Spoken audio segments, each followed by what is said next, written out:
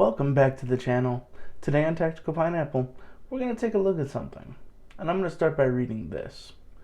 The ATF has received requests from federal firearms licensees, FFLs, to consult our firearms registry in order to provide the ownership history of a particular firearm, or to provide a complete list of firearms owned by a specific individual. With the exception of the National Firearms Registration and Transfer Record, established under National Firearms Act, the NFA, ATF does not maintain a national firearms registry and cannot answer such inquiries per Section 18 U.S.C. subsection 926. Well, seems the gun owners of America have determined that that was a lie.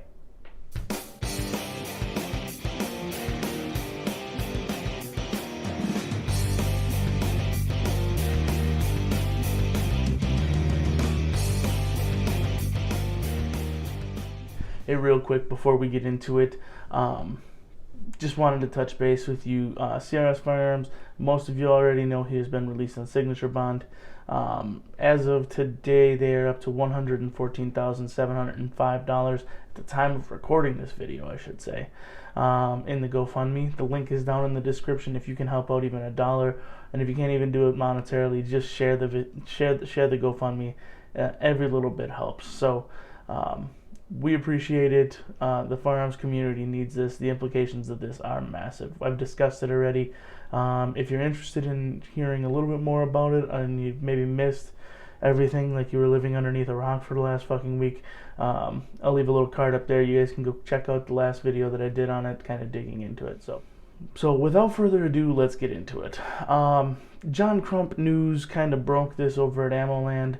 Accidentally broke it a day early, then was able to release the documents related to it shortly thereafter. So he pulled the video down, put it back up. So we all see you, John. We see you. Apparently so does Yahoo and Drudge Report, but hey, you know, your shit is seen and known everywhere.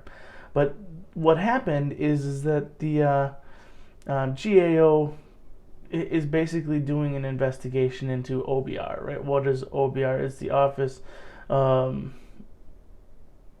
Oh, man, we're just going to move on because my brain is not working. It is literally Office of Out of Business Records. That's what it is, OBR, Out of Business Records. So basically, Michael Cloud is one of 52 Congress people that are asking the ATF whether or not they actually have a registration database.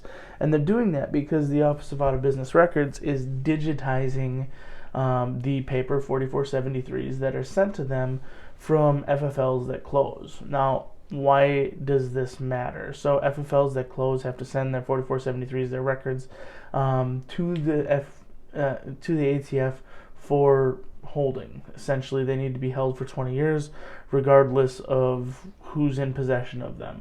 The FFL is typically responsible for that, and that's why typically people don't matter. It doesn't matter because the FFL holds the paper copies, and let's say the Russians decide to invade, they just burn the fucking paperwork, and everybody's happy.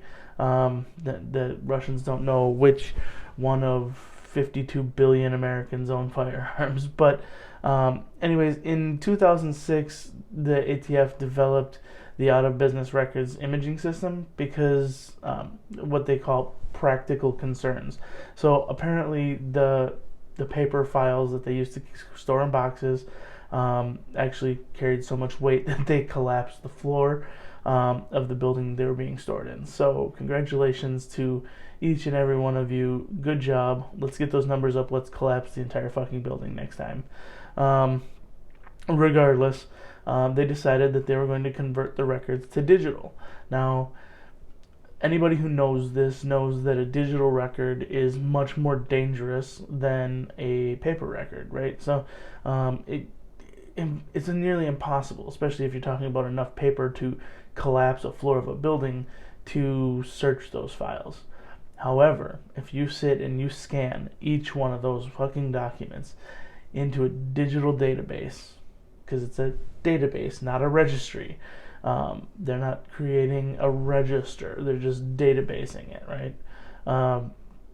basically they say that, we can do what we need to do, we're just not looking at it, we're not using it for searching or anything like that. But the reality is what they've found is that they're actually using digital tracing mechanism that's now available with technology. So when you scan a document, they can actually change a setting that makes it so there's an optical character recognition, which is OCR. And then as that's scanned, the computer is literally taking a look at what it says, and then it is taking it and basically allowing you to control F the shit out of the database, which means you can search it. Why is this a problem? Well, like I read that first segment before the video, the ATF is not allowed under law to maintain a registry. If you want to know every single person in the country who has a gun, then you basically are telling me you want to take every single person's guns. And that is why the registry is not allowed. That's why we don't allow it here in this country. It's a violation of our freedoms, plain and simple. But as we all know, the ATF doesn't really give two shits about that. But in total, they've determined that the ATF manages 920,664,764 office of out of business, records, out of business records, as of November 2021. That includes digital and estimated number of hard copy records still, being floated around. So, as of right now, they're estimating that about 865,787,000. It's an exact number, but I'm just trying to rough it out. 865,787,086 of those records are currently digitized. Now, if they have the option to, search it right now, whether or not they can or not doesn't really fucking matter.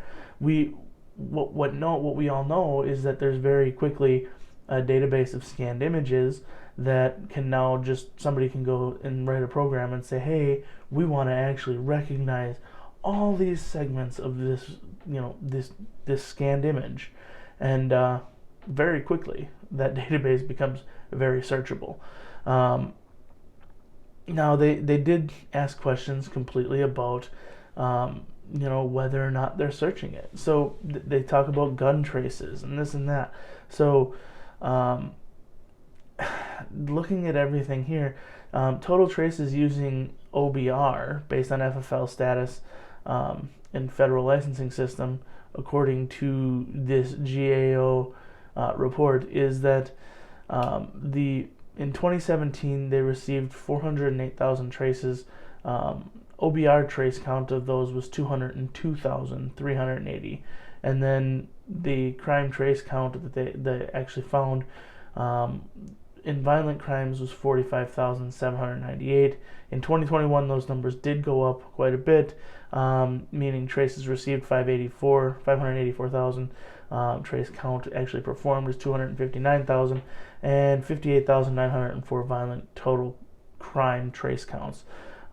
Which means that they're searching the database. They're searching the database based on criminal requests, but if they can search the database based on criminal requests, they can search it based on any request. And that's the thing you got to keep in mind. They can legitimately search based on any fucking request. And the fact of the matter is they're going to fucking do it.